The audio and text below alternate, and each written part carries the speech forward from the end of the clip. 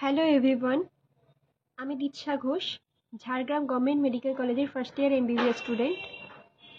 আমি তোমাদের সাথে আমার 2023 সালের নিট এক্সামের আগের মুহূর্তে কী কী এক্সপিরিয়েন্স হয়েছিল সেইগুলো তোমাদের সাথে একটু শেয়ার করতে চাই। তোমাদের নিট এক্সাম 5th মে 2024 হতে চলেছে। প্রথমেই জানাই, যারা এক্সামের জন্য অ্যাপিয়ার করছো তাদের জন্য অনেক শুভেচ্ছা। তোমরা খুব ভালোভাবে পরীক্ষা দাও। তোমরা সারা বছর অনেক পরিশ্রম করেছো, সেটার ফলই তোমরা পাবে, নিশ্চয়ই পাবে। সেটা নিয়ে কখনো টেনশন করো না। আমি বুঝতে পারছি এই মুহূর্তে তোমাদের কতটা টেনশন হচ্ছে বা কতটা স্ট্রেস ফিল হচ্ছে, কারণ আমি আগের বছর এই ফেজটাকে পার করে এসেছি। তো আমার এক্সপিরিয়েন্স কীরকম আমি তোমাদের সাথে সেটাই ভাগ করে নিতে চাই। তোমরা নিজেদের সাথে সেটা রিলেট করতে পারবে, তো তোমাদের হয়তো সুবিধা হবে আর কি। এটা ফেব্রুয়ারির মিডলে আমরা চলে এসেছি, আর কিছু মাসের অপেক্ষা, তারপরেই তোমরা তোমাদের ড্রিম কলেজে পৌঁছে যেতে পারবে।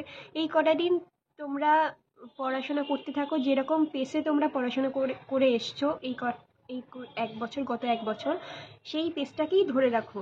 তোমরা কখনোই ভেবো না যে আমার এত স্ট্রেস লাগছে, আমি এত টেনশন করছি, আমি তো নার্ভাস কেন হয়ে যাচ্ছি। এইটা স্বাভাবিক। যারা ভালোভাবে প্রিপারেশন নিয়েছে, যারা সিরিয়াস ছিল, তাদের এটা হবে। আর যারা কিছুই পড়েনি, যারা সারা বছর ঘুরে বেরিয়েছে, তাদের কোনো স্ট্রেস হবে না, এটা স্বাভাবিক। তো যাদের হচ্ছে সেটা মেনে নিয়ে তোমাদের প্রিপারেশনটা চালিয়ে যেতে হবে, জাস্ট কন্টিনিউয়েশনটা রাখতে হবে। আর এই টাইমে তোমাদের হয়তো প্রায় সিলেবাস শেষের দিকে। তোমরা যারা কোচিংয়ে আছো তাদের হয়তো প্রায় শেষের দিকে চলে এসছে সিলেবাস। তো এই টাইমে তোমরা সিলেবাস কমপ্লিট করে রিভিশনে জোর দাও, রিভিশনটা করো। তোমরা হয়তো অনেকেই প্রত্যেকটা সাবজেক্টের প্রতিটা চ্যাপ্টারে শর্ট নোটস বানিয়েছো, সেই শর্ট নোটসটাকেই বারবার রিভিশন করো। আর তোমরা আগে যেসব কোশ্চেন প্র্যাকটিস করে এসছো সেই কোশ্চেনগুলোই আবার আবার করে করো। এখন কোনো নতুন কোশ্চেন করতে যেও না। আর টেস্ট অ্যাপিয়ার করো। হ্যাঁ, যেটা বলছিলাম, আমি ফিজিক্সওয়ালা ফলো করতাম। আমি নোটসের কোশ্চেন বারবার সলভ করতাম। তারপরে প্রিভিয়াস 35 ইয়ার্স করেছিলাম, আর আর ডিবিপি সলভ করতাম। এই কোশ্চেনগুলোই আমি বারবার সলভ করতাম, আর এক্সট্রা আমি কিছু করতাম না। এইটাই যদি তুমি ভালোভাবে করো না, তোমাদের অনেক ডিসেন্ট স্কোর আসবে। আমি বলছি, নতুন নতুন কোশ্চেন সলভ করলেই হবে না, তোমাদের কোশ্চেন টাইপটা জানতে হবে, কি কি টাইপের কোশ্চেন নিতে আসছে, সেই টাইপের কোশ্চেন তোমাদের বারবার প্র্যাকটিস করতে হবে, স্পিড বাড়াতে হবে, অ্যাকিউরেসি বাড়াতে হবে। এটাই মেন নিটে।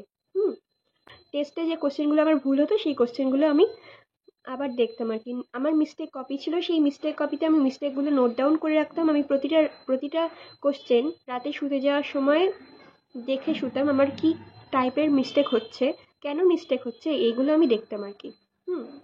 এবার বায়োলজির জন্য এনসিইআরটি রিডিং মাস্ট। এনসিইআরটির প্রতিটা লাইন ইম্পর্টেন্ট, প্রতিটা লাইন তোমাকে কনসেপচুয়ালি পড়তে হবে, মাগ আপ করলে হবে না। প্রতিটা লাইনের ইনার মিনিং জেনে সেই লাইনটাকে বুঝে সেটাকে মনে রাখতে হবে। মুখস্থ করলে তোমাদের এনসিইআরটি কোনোভাবেই মনে থাকবে না। আমি কখনোই বায়োলজিটাকে রেকটিফিকেশনে বিশ্বাস করতাম না। তো তোমরা যে টেস্ট দেবে, এখন টেস্টের ব্যাপারে আসি।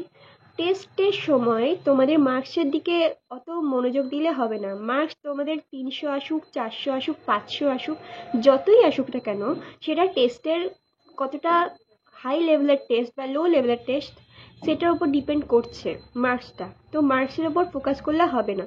তোমাদের কি টাইপের মিস্টেক হচ্ছে, কেন মিস্টেক হচ্ছে, তোমার কোথা থেকে মিস্টেকটা হলো সেটা বুঝতে হবে, আর সেটাকে নোট ডাউন করতে হবে, সব কিছু লিখতে হবে, হ্যাঁ, মিস্টেক কপিতে। তারপর সেই কোশ্চেনটা যাতে পরের বার তোমার আর ভুল না হয় সেটা দেখতে হবে, তাহলেই তোমার নাম্বার এমনিই বেড়ে যাবে। কত নাম্বার এলো এটা ভেবে কোনো লাভ হবে না। নাম্বারটা এমনিই বাড়বে। তোমাদের নিশ্চয়ই পড়ায় কোনো ঘাটতি ছিল, তো তোমাদের নাম্বারটা কম এসছে, সেটাকে বুঝতে হবে, তাহলেই তোমাদের পরের বার নাম্বার ভালো আসবে। এটা নিয়ে মন খারাপ করার কোনো মানেই হয় না। আর হচ্ছে মোটিভেশন। এই টাইমে তোমরা সারা বছর যতটা পড়েছো, খুব ভালোভাবে তোমরা পড়েছো, জানি আমি। তোমরা যথেষ্ট পরিশ্রম করেছো, তোমাদের বেস্টটা দিয়েছো। এই লাস্টের কটা মাস তোমাদের নিজের বেস্টটা দিতে হবে।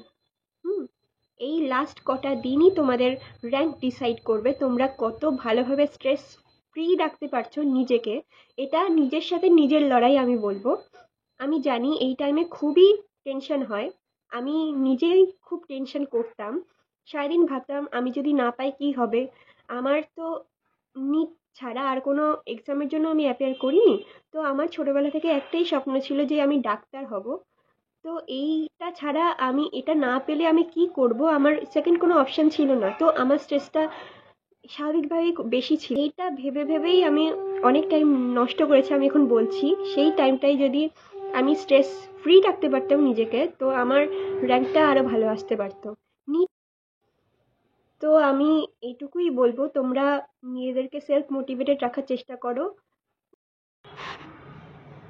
কোন টিচারের সাথে তোমাদের ফ্রিকোয়েন্সি ম্যাচ করবে, কোন প্রসেস ফলো করলে তোমাদের জন্য ভালো হবে, সেটা তোমরাই একমাত্র ভালো বোঝো।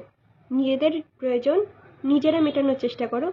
বিভিন্ন টেকনিক ফলো করে দেখো কোনটা তোমার জন্য বেস্ট হচ্ছে, সেটাই ফলো করতে থাকো। আমি নিজের এক্সপিরিয়েন্স তোমাদের সাথে একটু হলেও শেয়ার করতে পারলাম কিনা জানি না, চেষ্টা করলাম।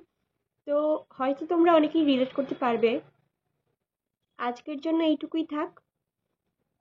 Good bye. সবাই ভালো করে এক্সাম দাও।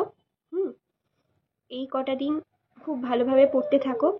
All the very best for your NEET 2024 examination. তোমাদের কারোর যদি কোনো রকম কোয়ারি থাকে, আমি যদি কাউকে কোনোভাবে সাহায্য করতে পারি, তোমরা কমেন্ট সেকশনে জানিও, আমি রিপ্লাই দেওয়ার চেষ্টা করব। আর তোমরা খুব ভালোভাবে এক্সামের প্রস্তুতি নাও। All the very best.